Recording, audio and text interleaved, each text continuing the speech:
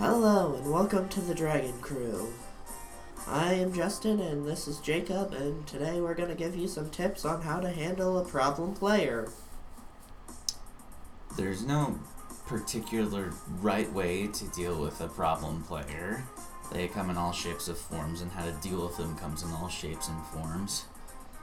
Yeah, it's really hard to deal with someone who's being a problem at the table and not have someone leave the table.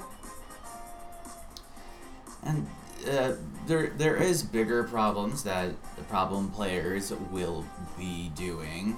For instance, there's always the dice roll fudgers. That's a pretty common problem. Yeah.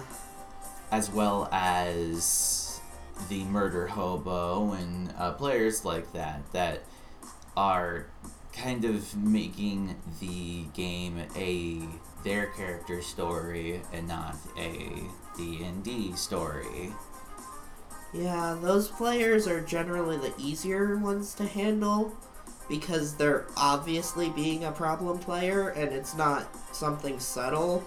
It's they're taking over the game and basically ruining it. The easiest problem players to deal with are those who fudge their die rolls, because you can generally just talk to them and have another player make sure that they stop doing it. Or, if they continue to do it, you can always do fun things like increasing DCs for only them. Or you can also have horrible things happen if they crit. I mean, critical successes are not always a good thing. Yeah. But, and on top of that, there's also murder hoboing, which usually gets dealt with by the other players in character. Yeah, and sometimes a murder hobo isn't a problem player if that's the type of game you want to play. Like, sometimes you just want to have a good old-fashioned hack and slash where you just go and kill everyone. It only really matters if you have important NPCs that you do not want to face the gruesome character, but most PCs are not going to instantly kill. They really aren't. As a DM, you should probably make them known, or at least don't put in really weak NPCs that are important to the plot. Yeah, if you want an NPC to survive a murder hobo, first talk to the player and say, hey, this is an important person, I'd prefer they not be killed. I usually give them a stat block of at least a level 8 character. That is also something that works. It just makes it so much easier to ensure that, like, if they don't know right away that this character is important, like, they can come off as a villain sometimes. They're going to be able to survive one Thunderbolt or some whatever spell might throw their way, or like 6 extra attacks, you know? Yeah. Another type of problem player is the problem player who doesn't know that they're a problem, but are. Like, the person who says, oh, I just want all of these magic items to be mine. Yeah. There's always the character that's going to... They think it's in character for their character to take all of the shiny things that were meant for other players. And whether or not you're using book items or your own homebrewed items, quite typically the items are suited for a class of character.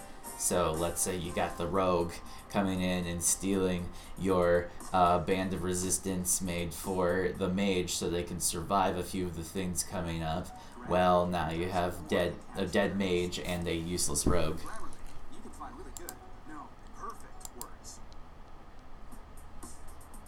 Sorry about that head in the way. It's probably going to get cut out.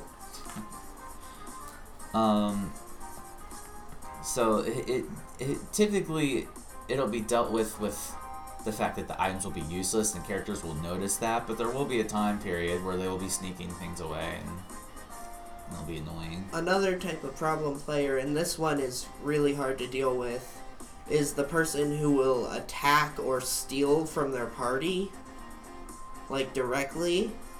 Yeah. without some sort of story beat happening. Like, I've used PvP where someone got possessed and they had to attack their party. But of course, that character was strong enough to make that go on.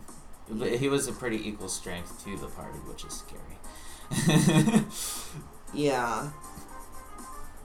And that can be a problem. The idea of But there's a difference between a story beat attacking the party and, oh, hey, I don't like your PC, so I'm going to attack you. like, for the most part, people in real life keep their emotions of negativity about another human being down for quite a while.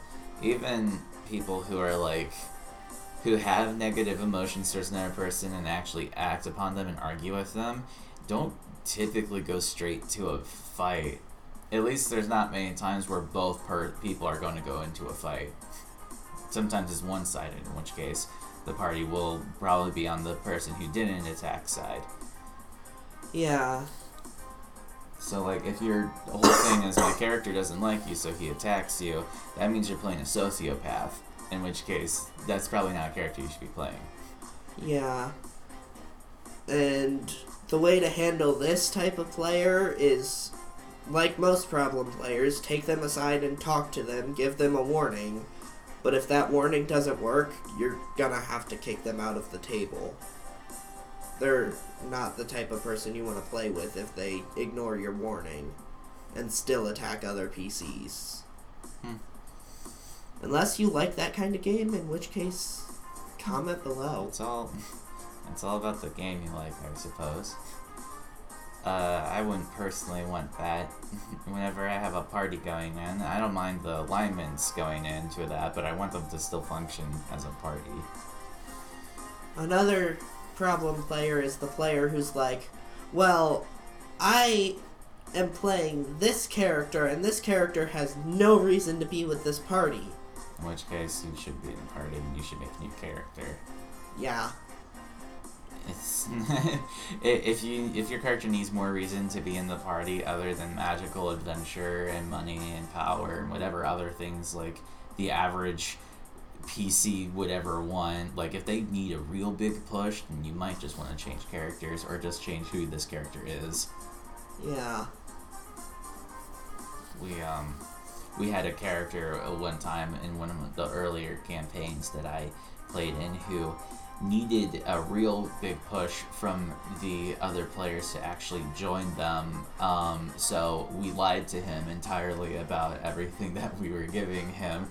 He had never really played before, and so we convinced his character that one of the other PC's Tiefling character was able to give him a demonic blessing if he came along with us, which we completely fabricated and lied to him about. We told him that as long as he was with the party, you would now have a +10 to any seduction check against any woman that he ever met. Of course, that was a complete fallacy. He had no +10 against women. In fact, he was quite a repulsive character to them. The fun thing, though, is as far as we played that, he never rolled average enough for a +10 to actually affect anything. So he never noticed, and he stayed with us, though we always did wonder what were we going to do if he ever found out, which luckily he did not. That is an interesting story.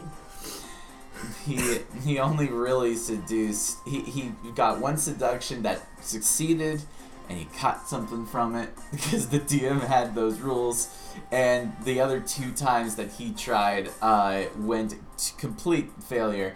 In fact, he flirted with the person who cured him of the disease that he had gotten from the one success he did have, which we said that basically negates your +10 if you're speaking to the doctor who just cured you.